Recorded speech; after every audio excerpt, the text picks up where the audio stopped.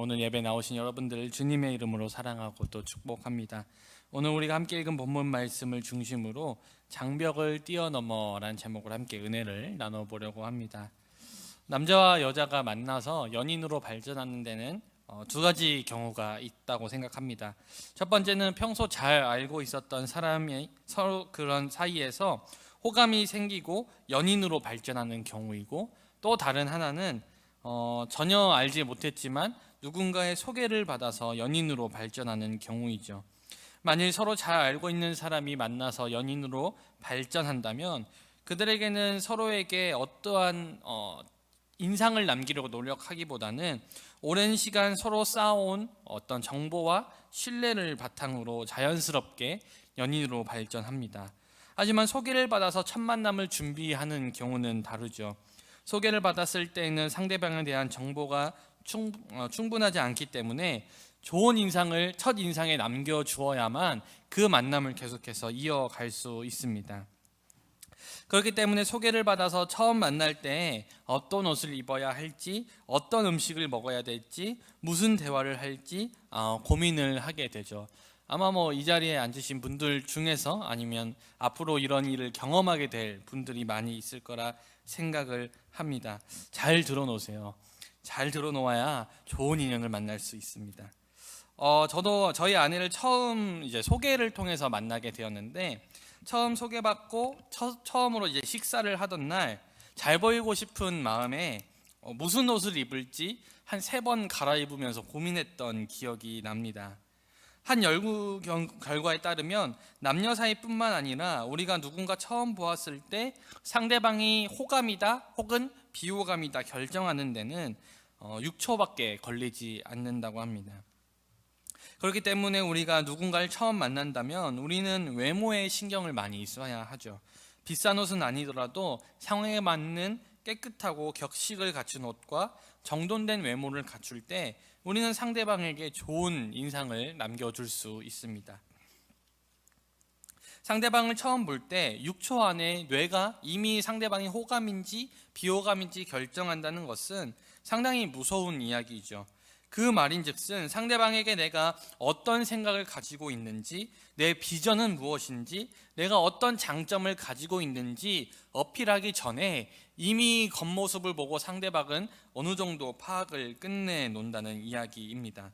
실제로 한 사람이 옷차림에 대한 사람들의 태도를 실험하였는데, 같은 사람이 양복을 입고 사람들에게 어떤 부탁을 할 때 사람들은 대부분 호의적으로 그 부탁에 반응하며 들어주었으나, 같은 사람이 후줄근한 옷을 입고 사람들에게 똑같은 부탁을 했을 때에는 대부분 싫어하며 거절하는 태도를 보였다고 합니다.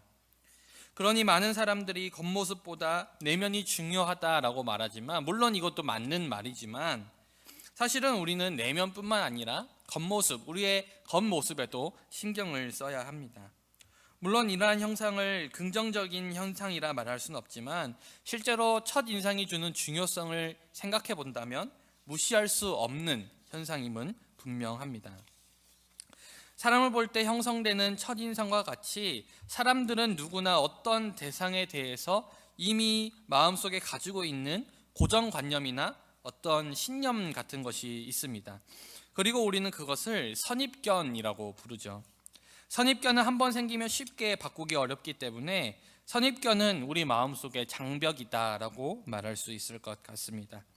그렇기 때문에 우리는 누군가에게 좋은 첫인상을 주는 것은 우리가 조금만 신경 쓰면 가능한 일이지만, 한번 나쁘게 잡혀버린 우리의 인상을 다시 좋은 인상으로 돌리는 것은 그의 몇 배의 노력이 필요하기 때문에 굉장히 우리의 첫인상에 신경을 써야 한다는 것이죠. 사람들은 선입견과 같이 여러 종류의 마음의 벽을 가지고 있습니다. 그리고 이러한 마음의 장벽은 개인적인 경험이나 습관을 통해 형성되기도 하고, 사회 문화적 경험을 통해서 형성되기도 하며, 교육을 통해서 형성되기도 합니다. 그렇게 형성된 마음의 장벽은요, 자신의 신념을 지키는 역할을 하기도 하지만 때로는 우리가 새로운 것을 받아들일 때, 다른 사람들에 대해서 이해를 할 때 문제점을 일으키기도 합니다. 오늘 말씀은 이 마음의 장벽에 관한 이야기를 다루고 있는 말씀입니다. 우리가 함께 살펴본 사도행전 10장, 우리는 끝에 말씀만 살펴보았지만 이 사도행전 10장 자체는 상당히 재미있는 구성으로 기록되어 있는 성경입니다. 먼저 1절에서 7절까지는 하나님을 잘 섬겼지만 이방인이었던 고넬료라는 사람의 이야기가 먼저 등장하고, 8절에서 16절까지는 하나님의 사도였지만 이방인에 대해서는 호의적이지 않았던 적대적이었던 베드로라는 사람의 이야기가 연달아 등장합니다.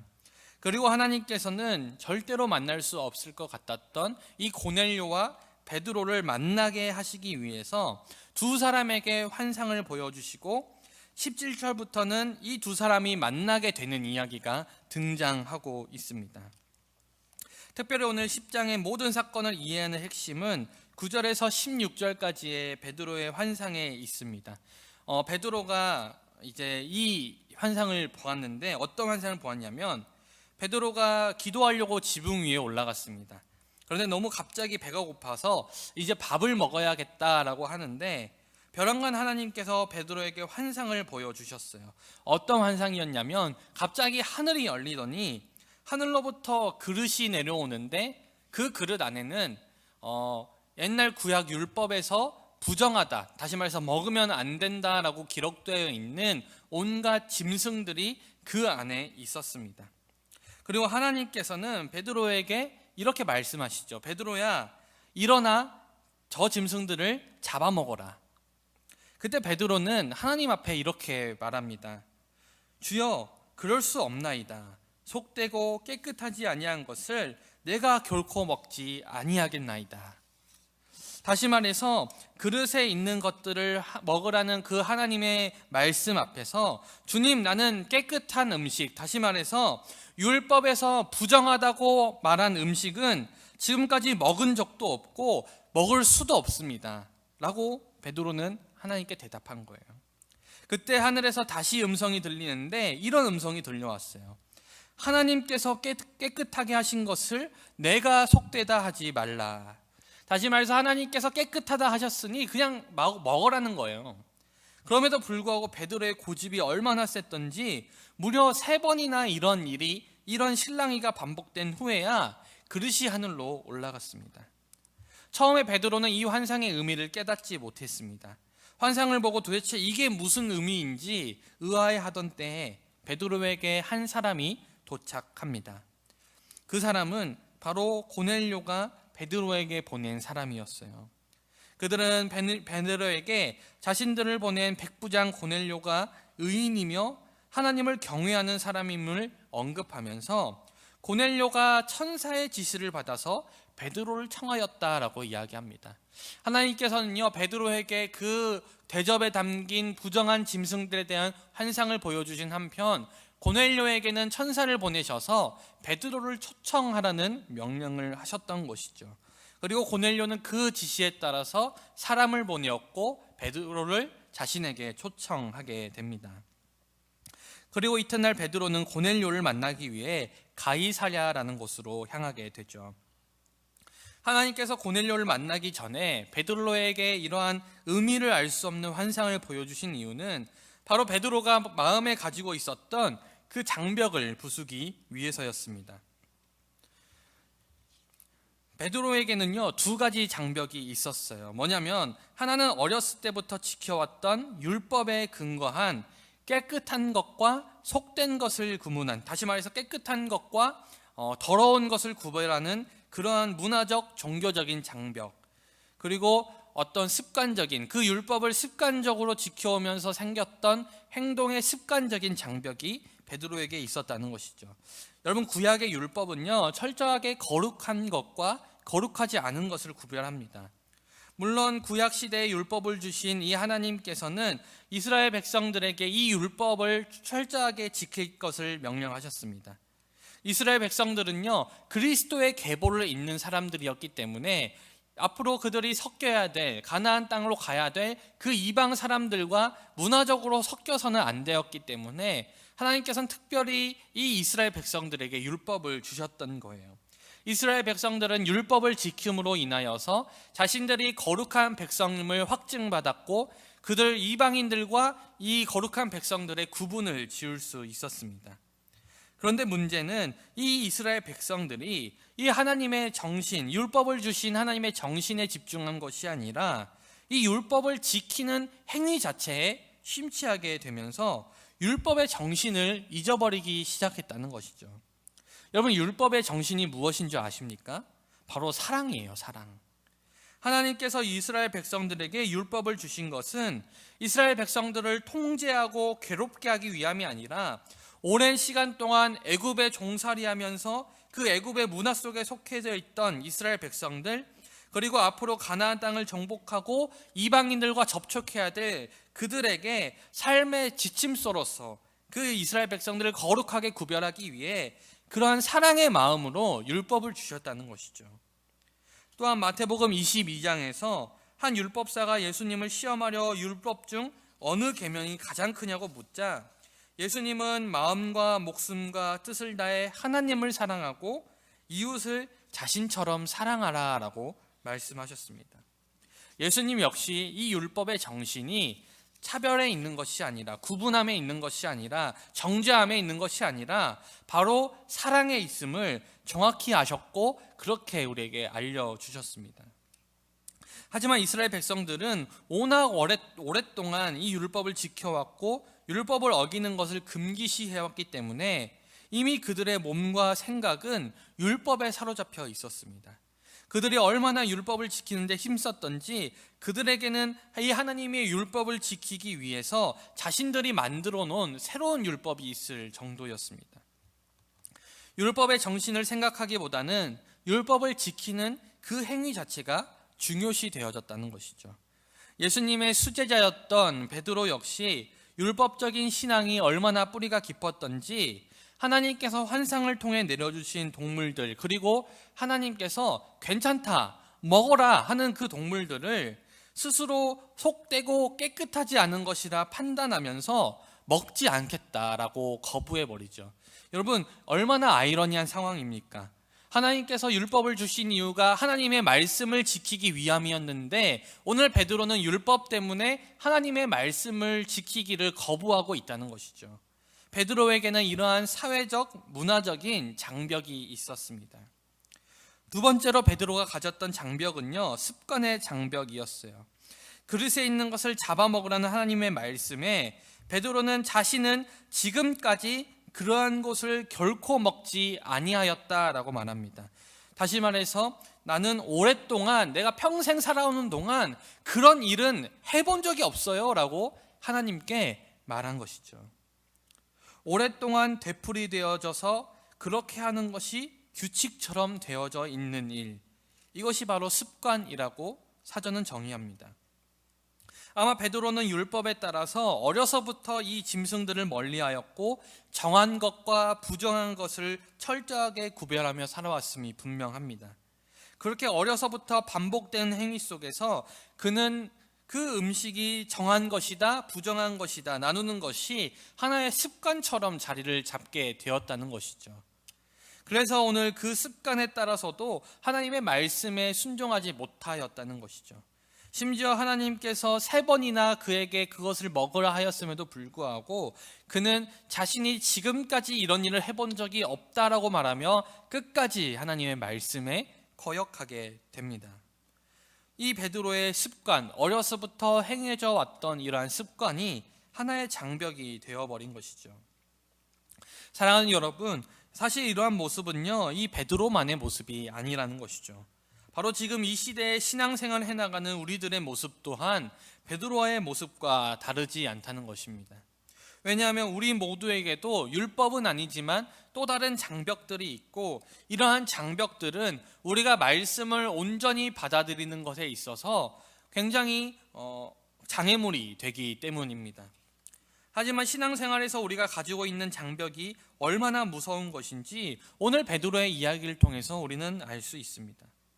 처음 유대인들이 율법을 지킨 이유는 하나님 말씀에 순종하기 위해서였는데 율법은 하나님께서 주신 것이었고 하나님의 말씀이었기에 이들이 이것을 지켜왔던 것이었는데 이 율법 때문에 율법이 장벽이 되니까 이제는 이 율법 때문에 하나님의 말씀을 순종할 수 없는 그런 안타까운 지경까지 이르게 되었다는 것이죠. 하나님께 순종하기 위해 지켜왔던 율법 때문에 하나님께 불순종하는 이 상황 속에서 하나님께서는 그의 마음속, 베드로의 마음속에 있는 이 장벽을 건드셨고 그것이 무너지기를 원하셨던 것입니다. 오늘 하나님께서는 베드로가 가지고 있었던 장벽을 부수조가 하신 것은 먹는 문제 때문만은 아니었어요. 사실 우리가 먹는 문제가 뭐가 대수겠어요. 그냥 안 먹으면 되잖아요. 더 중요한 것은 바로 베드로뿐만 아니라 유대교 기독교인들이 가졌던 그러한 장벽들, 깨끗한 것과 부정한 것을 나누는 장벽, 그로 인하여서 유대인은 거룩한 백성이고 이방인은 구원받지 못할 더러운 민족이라고 생각하였던 그들의 장벽 때문에 하나님의 그 복음이 이방인들에게 전파되는 것을 방해하고 있었다는 사실에 있었습니다. 유대인들이 가지고 있었던 이분법적인 사고 때문에 이방인들을 부정적으로 여겨왔고 그들은 이방인들에게 복음을 전하지 않았어요. 어차피 그들은 구원받을 자격이 없는 사람들이라 생각하였습니다. 유대인들은 스스로 할례를 하고 율법을 지키는 자신들만이 하나님께서 선택하신 백성이기 때문에 이방인들에게는 애초에 복음을 전할 가치조차 없다고 생각하였습니다. 문제는 이러한 이방인들에 대한 부정적인 시각이 예수님이 오시고 이방 나라의 선교가 이루어지고 있는 상황 속에서도 여전히 유지되고 있었다는 사실입니다. 하나님께서는 이러한 유대인 기독교인들이 선입견이 계속되는 한 이 이방인들에 대한 전도가 쉽지 않을 거란 사실을 알고 계셨습니다. 그래서 오늘 베드로에게 환상을 보여주시고 고넬료를 만나게 하시며 그 베드로가 가지고 있었던 마음의 장벽을 무너뜨리고자 하셨던 것이죠. 처음 환상을 보았던 베드로는 그 의미를 깨닫지 못했지만 고넬료를 만난 이후에 베드로는 그 환상의 의미를 깨달았습니다. 오늘 사도행전 10장 28절과 29절에 이렇게 기록되어 있습니다. 이르되 유대인으로서 이방인을 교제하는 것과 가까이 하는 것이 위법인 줄은 너희도 알거니와 하나님께서 내게 지시하사 아무도 속되다 하거나 깨끗이 않다 하지 말라 하시기로 부름을 사양치 아니하고 왔노라라고 베드로는 이야기합니다. 다시 말해서 여전히 이 율법에 따르면 유대인인 자신은 이 이방 고넬료와 교제하는 것이 불법이고 위법이지만 하나님께서 그렇게 속되다 하지 말라 하시니 내가 왔다는 것이죠. 베드로는요 고넬료를 만나고 나서야 그 환상의 의미를 깨닫게 되었습니다. 처음 베드로가 가졌던 벽을 넘기는 쉽지 않았죠. 무려 3번이나 하나님의 말씀을 거부하였습니다. 그러나 그가 하나님의 환상을 깨닫고 고넬료를 만나자 지금까지 그가 가지고 있었던 그 마음의 장벽이 무너져 하나님의 말씀에 따라와서 고넬료를 만나게 되었다는 것이죠. 그리고 베드로는 지금까지 자신이 속되다, 거룩하지 못하다 생각하였던 그 이방인, 그 고넬료에게 하나님의 말씀, 복음을 전파하게 됩니다. 그리고 놀라운 일이 일어나게 되는데 그 본문이 바로 오늘 우리가 함께 읽은 본문이죠. 바로 고넬료가 성령을 받은 것입니다. 성령을 받았다는 건요, 하나님께서 함께 하신다는 거거든요. 하나님께서 함께 하신다는 건요, 그 사람이 거룩하다는 뜻입니다. 여러분, 현장에서 일어난 고넬료가 이 성령을 받는 이 일을 보고 유대인 신자들은 깜짝 놀랐습니다. 왜냐하면 지금까지 자기들의 생각은 이방인들은 부정하기 때문에 결코 하나님께서 함께 하실 수 없다라고 생각했는데, 이방인은 결코 깨끗해질 수 없다고 생각했는데 오늘 하나님의 성령이 고넬료에게 임한 거예요. 자신들의 신념과 고정관념이 무너지는 순간이었습니다. 오늘 이 사건이 앞으로의 복음 전파에 굉장한 변화를 가져오게 되죠. 만약 이 사건이 없었더라면 여전히 유대인들은 자신들이 가지고 있었던 그런 습관과 그리고 종교적, 문화적 관념에 막혀서, 그 장벽에 막혀서 복음을 이방인들에게 전하지 않았을 거예요. 그렇다면 지금 이 자리에 앉아있는 우리들도 없었을 것입니다. 하지만 오늘 하나님께서는 고넬료와 베드로의 만남을 준비하셨고 이 만남을 통해서 베드로에 있던 마음의 장벽을 무너뜨리고자 하셨습니다. 다메섹 도상에서 사울이 예수님을 만난 사건은 그의 과거 경력이 어떠하였든지 그가 무슨 일을 하였든지 간에 누구나 예수님을 만나면 복음 안으로 들어올 수 있다는 것을 알려주는 사건이었다면, 오늘 이 고넬료와 베드로의 만남은 어떠한 신분과 상관없이 이방인이라 할지라도 누구나 복음 안에 들어올 수 있다라는 것을 보여준 위대한 사건이었습니다. 그리고 이 모든 사건은요, 베드로가 자신이 마음에 가지고 있었던 그 장벽을 넘었을 때 시작되었습니다. 사랑하는 여러분, 우리들도 이러한 마음의 벽들을 가지고 있습니다.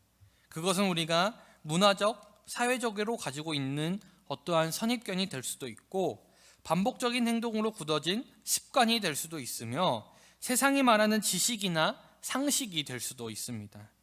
그런 것들이 전부 나쁜 것은 아니지만 그것이 우리가 주님의 말씀에 순종하는 데 방해가 될 수도 있다는 사실을 우리는 늘 마음속에 품고 살아야 합니다. 왜냐하면 마음의 장벽을 가지고 있는 우리는 오직 예수 그리스도 말씀에 순종해야 하는데, 우리는 내가 가지고 있는 마음의 장벽에 따라서 말씀의 조건을 달기 시작하기 때문입니다. 주님께서는 우리에게 땅끝까지 증인이 되라고 말씀하셨고, 우리와 성령의 능력으로 함께 하사 모든 것을 감당할 수 있게 하신다 말씀하셨지만, 많은 사람들이 이 말씀에 순종하지 못하는 합당한 이유를 대곤 합니다. 하나님의 말씀에서는요, 세상 가운데 나아가 땅끝까지 제자가 되라고 말씀하셨지만, 많은 사람들이 내가 제자가 되지 못하는 많은 이유들을 제시합니다. 나는 나이가 어려서 못해, 나는 돈이 없어서 못해, 난 못 배워서 못해, 난 바빠서 안 돼, 난 해도 안 돼. 이러한 말씀 안에는요, 성령께서 함께 하시니 하면 된다고 말하는 이 하나님의 말씀을 스스로 제한하고 스스로 어떤 벽을 세워서 하나님의 능력을 제한하는 우리들의 악한 습성들이 들어있는 것이죠. 우리는 하나님께서 함께 하신다 말씀하셨음에도 불구하고 늘 내 안에 있는 부정적인 면들, 그리고 안 될 조건들만 바라보면서 내 마음속에 장벽을 세워나갑니다. 말씀에는 다른 이들을 섬기라 말하지만 우리는 다른 이들을 섬기지 못하는 이유에 대해서 이야기하죠. 그렇게 살 수 없어. 말씀대로 살기엔 내가 손해볼 게 너무 많은걸? 말씀대로 사는 건 너무 위험해. 나만 바보처럼 손해볼 수는 없어. 말씀에는요, 원수까지 사랑하라고 하나님께서 말씀하셨지만 우리는 다른 사람들을 사랑하지 못하는 이유들을 계속해서 이야기하죠. 저 사람은 나와 나이 차이가 많이 나잖아. 저 사람은 나랑 이야기가 통하지 않아. 저 사람은 나랑 정치색이 달라. 저 사람은 나와 취향이 달라. 저 사람이랑 나랑 수준이 달라. 이러한 장벽들은요, 내 안에 있기 때문에 우리는 그 말씀을 온전히 바라보지 못하고 수많은 말씀들에 순종하지 못하게 됩니다. 하지만 그 모든 장벽들은 하나님의 말씀에서 비롯된 것이 아니라 바로 나의 편협한 생각과 이 썩어져갈 세상 논리에 따라서 내 마음속에 생겨진 장벽들이란 사실을 우리는 깨달아야 합니다. 사랑하는 여러분, 우리는 항상 순종하지 못할 이유를 찾아다니지만 성경은 그렇게 말하고 있지 않아요. 하나님께서는요, 모세를 80세에 부르셨습니다. 하나님께서는요, 돈이 없어 남의 이삭을 두러 다니던 과부 룻을 통하여서 예수 그리스도의 계보를 이어가게 하셨어요. 하나님께서는 사회적으로 지탄받던 세리를 예수 그리스도의 제자로 삼아 주셨습니다. 하나님은 그리스도인들을 핍박하던 사울을 불러서 그를 그리스도를 전파하는 위대한 사도로 바꿔주셨습니다. 구원의 대상이 아니더라 믿어져온 이방인 고넬료를 택하셔서 성령을 주십니다. 그분이 바로 하나님이에요.